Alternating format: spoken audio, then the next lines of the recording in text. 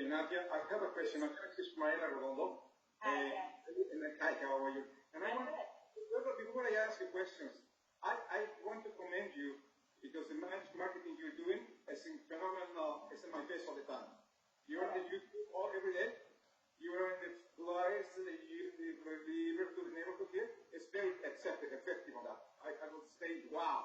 Okay. My question is, who is funding you to do this? Because it's expensive. Well, we've been funded entirely by people. I'm very proud of the campaign that we run. So unlike any other city council campaign in the city, we haven't taken a single dollar from corporations. We haven't taken a single dollar from a PAC. It's entirely by people. And I want to just brag to you for 1 second. So I was looking at our donors, and our average contribution is less than $100. It's $50. And over the last, hold on 1 second, since we started this general election campaign, we've had more than 7,000 unique donors. People who donated to our campaign. It's so exciting. I mean, it's like, this has never happened before in LA, and I'm very, very proud of that. Now, my questions are that you, we have specific problems here in this report, especially here in Hollywood. Argyle Civics, it covers District 13 and District 4. Mm-hmm. Seems to me you're running for a city, as a mayor, the way you're talking. But I want to be specific on our problems here. Because we have problems with Hollywood Center, we have problems with the parking, we have problems with the traffic, we have problems with the people who are homeless here. How are you planning to help us in these situations? Because these are really pretty tough. Yeah, I mean, I think we can do better on addressing neighborhood issues, and I think that receptivity and responsiveness from our local, from our field staff and from field offices is something that I could see a lot of improvement in. Based on my own experience with, I'm sorry, you're shaking your head. No, you don't think it could be improved? You're fine, I can see you. Oh, I'm sorry, you were shaking your head no, so I thought you were. No, I'm writing down what you're saying. Oh, okay, I thought, okay, yeah, in my experience I've interacted with CD13, CD4, I live in CD4, and I've interacted with the CD4 field office a lot. I've interacted with CD13's field office a lot because the homelessness work I did in my own neighborhood overlapped with them. I also interacted with CD1's office. I have to say, in all my interactions with field offices, I found those interactions really lacking. I didn't hear, I ran one of the biggest neighborhood organizations in this part of the city. I never, I'm trying to think.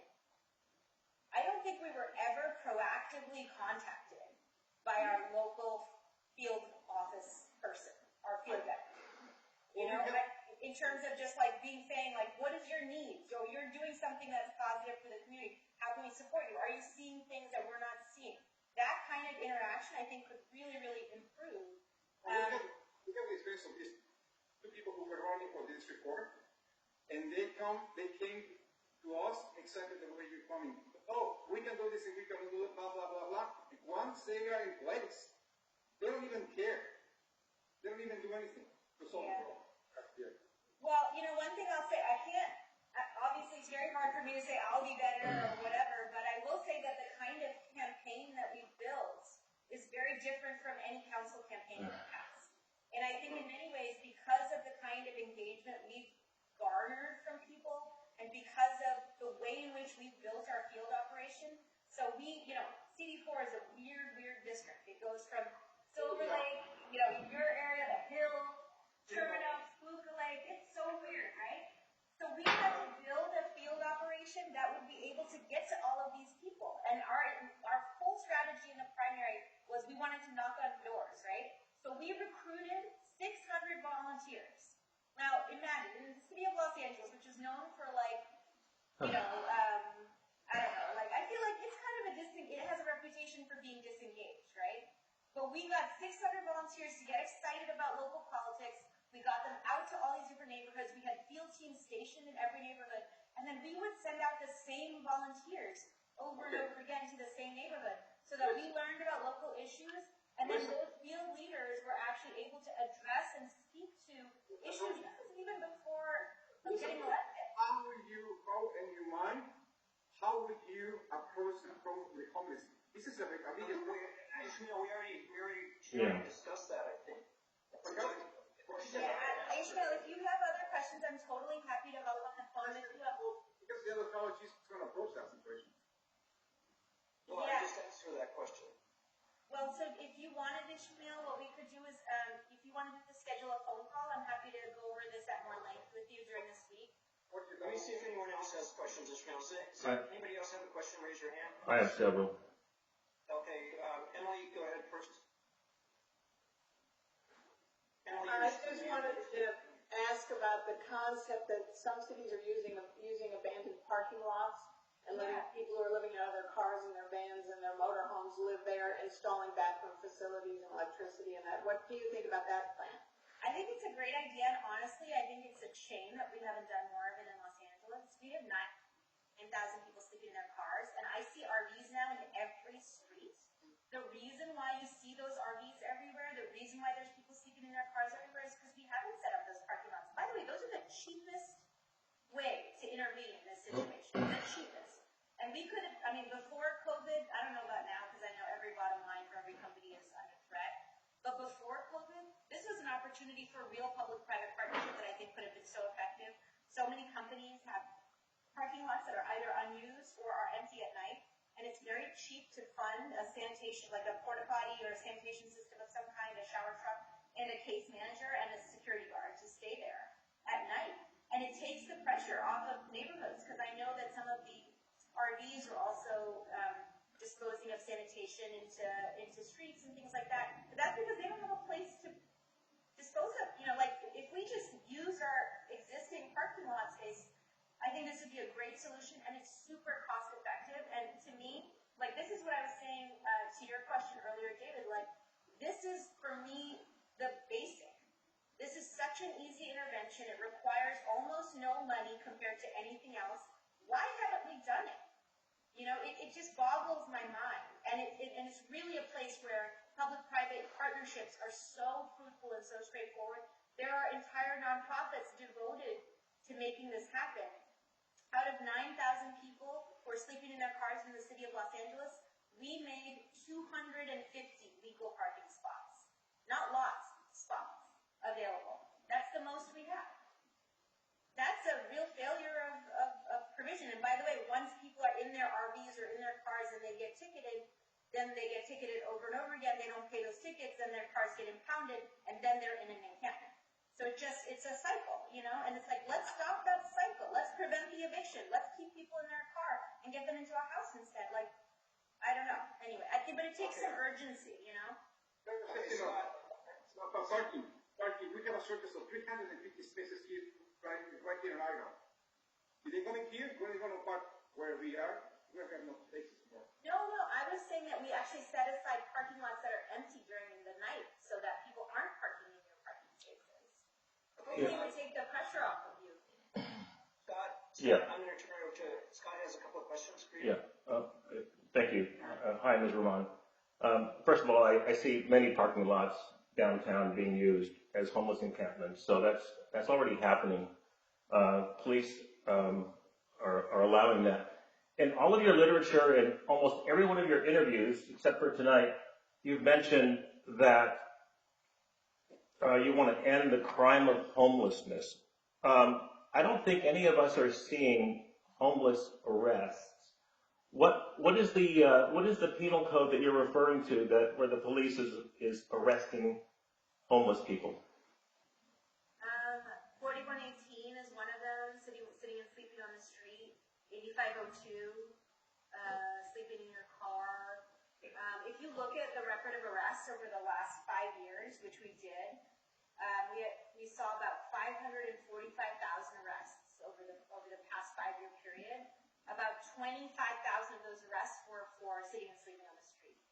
Sleeping on the street, or for other associated crimes? No, for sitting and that was.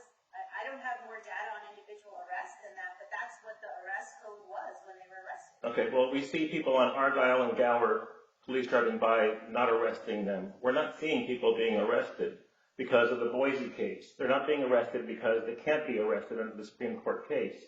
So, what are you referring to? under the Boise Supreme Court case, they cannot be arrested unless the city has offered them housing. So what are you referring to? Because none of us are seeing any arrests. Well, I can only say what I saw in the data, and I can only say what I also saw when I was working at City Hall in the report that I did, which was that about out of the city's expenditures on homelessness, about 87 million was going towards putting people who are experiencing homelessness in jail. Often for just like 3 nights, they were just paying that because it was a kind of a catch and release program almost. Well, under Boise, that's not allowed. But I want to get to another issue. Well, and then the data around arrests actually does show that there have been about 25,000 arrests over the last 5 years. So okay, but since Boise, that's not allowed. You understand that, right? Yes, but I'm saying that it's still that can, if you have the number of shelter that's available, you can certainly arrest people, and people are being arrested for other things as well. Right. But I guess what is the response that you would like from me right now? Well, I would like to maybe when you have these interviews, you make it seem like the police are out there arresting homeless. We are not seeing that, whether it's in Hollywood or your neighborhood, at all. And we're not seeing it. We're not seeing it downtown. The primary point of contact with people experiencing homelessness. Like if you, in my neighborhood, for example, I think one of the things that I really have found backwards about our system is that, so there's two tiers of calls, right? So there's like urgent calls for service and non-urgent calls for service. And non-urgent calls for service can deal with a whole range of issues. For people in this part of the city, for police officers in this part of the city, a big percentage of individual police officers' time is often spent responding to non-urgent calls for service about homeless encampments. And to me, that's a big waste of money. It's like that could be much better served by sending outreach workers and mental health caseworkers who can not only address those issues, because if the police can't arrest them anyway, an outreach worker can potentially address the issue, but also, if someone is having a mental health crisis, actually get them into treatment. Right. Okay. You blame... Sorry, can I just say, I recognize with everyone, and I hope this is okay to say, I have one more question. Everyone seems very upset with the current way that things are being done. Yeah, but I'm in the middle of my questions. I was given the floor by David Gann. Okay. Thank you. I mean, we are dealing with the city council and the future of our government, so if these are hard questions, I'm sorry, but they're deserved, right? No, I'm okay, sorry. I'm very open to questions. Okay. You blame housing prices for the homeless problem. That's a large part of your campaign. You blame housing prices for the homeless problem.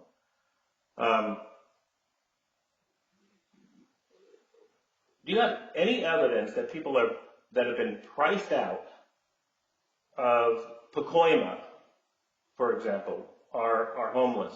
I mean, when I go, or Brentwood, when I go to Pacoima, which is one of the cheapest areas in the city, which is actually very cheap, affordable, as you might say, and other areas, many other areas, south of Los Angeles, in the city of Los Angeles, I see as much homelessness there as I do here. So if you're priced out of Brentwood, you would move to North Hollywood. If you got priced out of North Hollywood, maybe you'd move to Pacoima. If you're priced out of Pacoima, then maybe it's not housing crisis. Maybe it's something else. Maybe it's drug addiction. Maybe it's bad planning. And I think on behalf of a lot of residents in this city, we resent the fact that you are asking us to build housing for grown-ups who are able-bodied. I mean, I don't understand this. When I was raised, I was told that when I'm 18, I'm responsible for myself and my own housing. And you want to build housing for 40 or 60,000 people. Who's paying for that? And why should we encourage that? I think when you subsidize something, I think you should understand, or maybe you understand this, when you subsidize something, you might make it worse. And I think there's a good example of that in the fact that we in Los Angeles have opened up this welcome mat.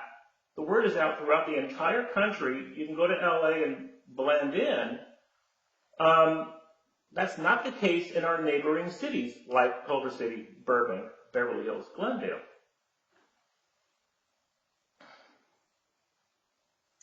Well, I look at what, really what the data shows in many ways, and for me, I think I've been very clear and upfront about the fact that there is people who are experiencing mental illness among our homeless population. There are people who have substance abuse issues in our homeless population. I don't think I'm denying that at all. And in fact, the way in which I'm talking about providing services to people acknowledges that reality far more than any approach being offered by our city right now. And I feel like I'm very clear about that. I don't see anything in your campaign. I'm sorry, I'm not denying that at all. I will say though that to me, when I look at the rise in homelessness over the last few years, it's not that mental illness has increased. Right. To me, when I look at it, for me, it's really the explanatory variable is that, which has been underscored by my direct one-on-one experiences with people who are homeless, which is that many people that I know who have family resources and who have jobs also are struggling with things like mental illness and addiction. But they're able to stay housed, and when they stay housed, they manage those issues. But when people who are at the kind of the most vulnerable end of the housing market, when they lose their homes and they also deal with those issues, they are much less able to manage those issues on the street, and I think that's real. But I do think that the explanatory variable for me is the rise in housing prices, not the existence of mental illness, because I think that exists all the time. I don't think any of us would agree that the price of housing in Brentwood or Hollywood is going to cause someone to be homeless, as opposed to moving to a less expensive neighborhood. I mean, I don't know how anybody could possibly argue that if you got priced out of Brentwood, you take to a tent, as opposed to going to a different location where it's more within a person's budget. And it seems to me that you seem to be blaming a lot of things on the free market issue, and that brings up another question of mine. You use the words uprising and progressive and social democrat, and you're endorsed by Bernie Sanders. What is your political philosophy in terms of economics? Is it social democrat? Is it socialist? Is it something else? What is it? No, I'm a Democrat. I know you're a Democrat, but are you a Democrat socialist, or are you socialist, Marxist, what? I am not a Marxist. I wouldn't call myself a socialist either, to be honest. I'm a capitalist, I guess. I don't know.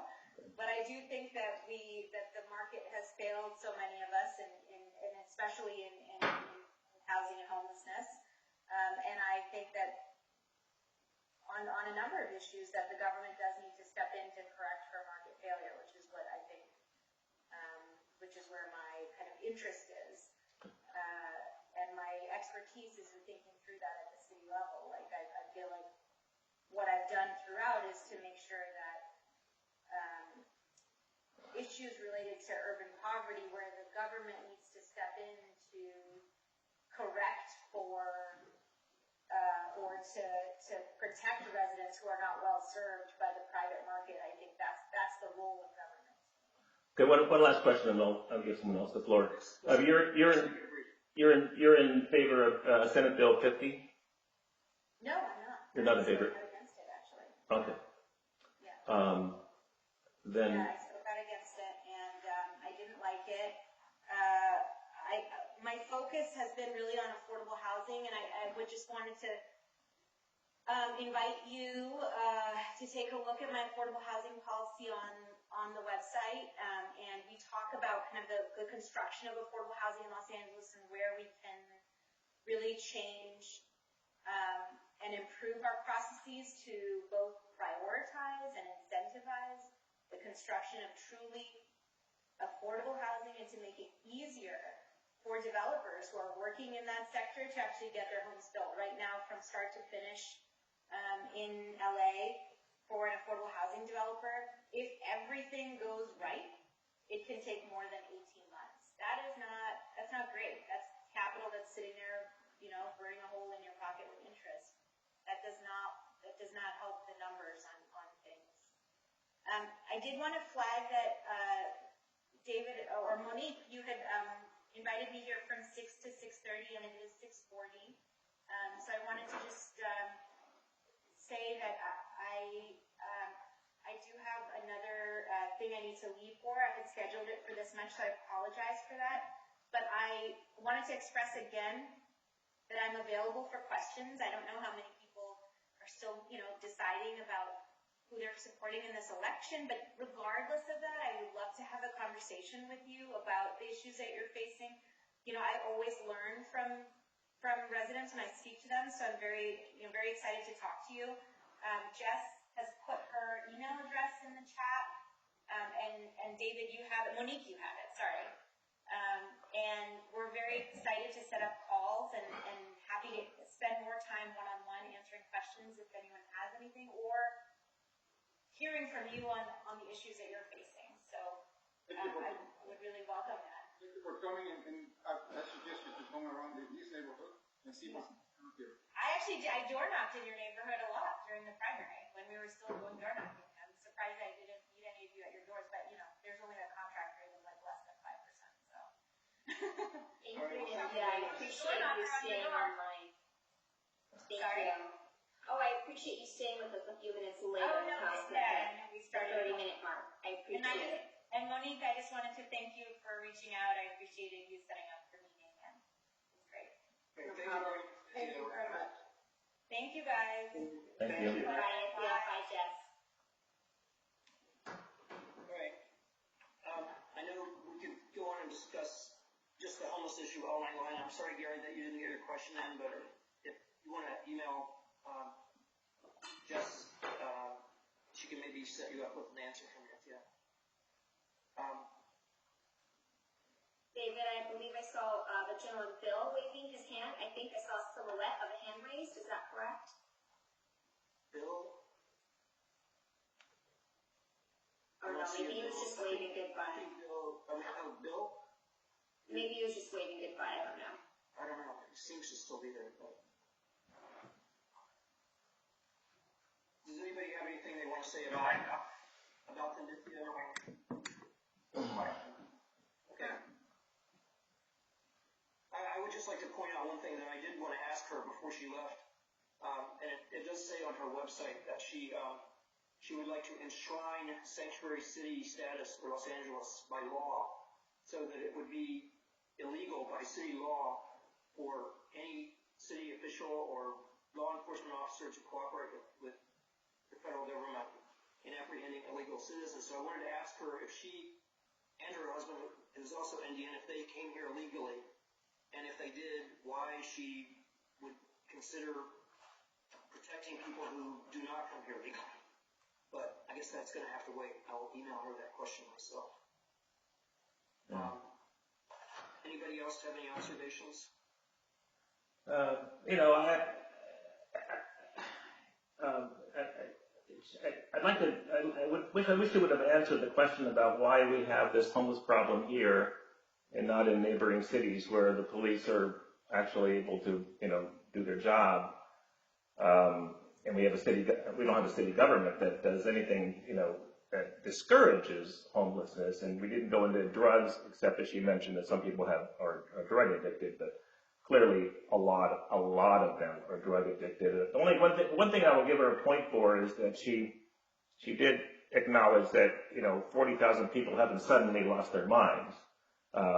Because, you know, this has really swelled over the past 5 years, and that's not how mental illness works, where people just suddenly lose their minds overnight. But I think she downplays the drug problem a lot. I wish she would have been here for the whole meeting, but I don't see anything in her literature about the drug problem at all. She wants to discuss therapy for people that want therapy, but nothing about drug dealing, drug trafficking at all, which we see I can take anyone for a ride, and the police just drive right by them. And it's a, you know, it's like a beetle of honey, and it draws the homeless because we're not enforcing drug laws in this city at all. You can see people smoking that openly, shooting up openly. You just need to know where to look, and it's not that hard.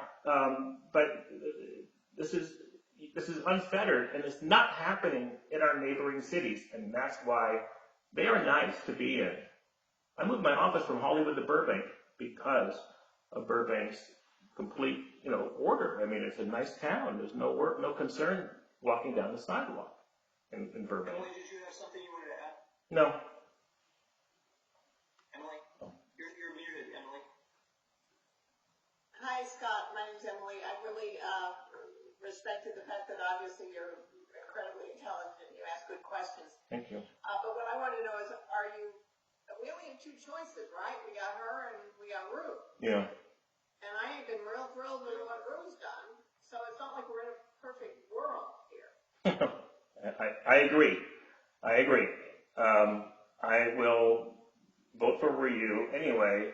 I don't know how much authority a councilman has over their district. I really don't know. I'm a lawyer, but I've never really studied city politics. I don't know how much control they have, because there are no ordinances, as far as I know, that are specific to a district. But when I see her literature and I see the buzzwords of that she seems to be very far left to me, endorsed by Bernie Sanders, AOC, Uprising, all this kind of stuff.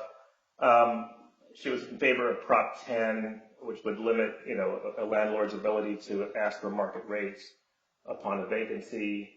I see someone who's just a little bit too far left. I imagine Ryu's liberal, which is perfectly fine, but I think we need to really be careful about how far left our state and city is going, because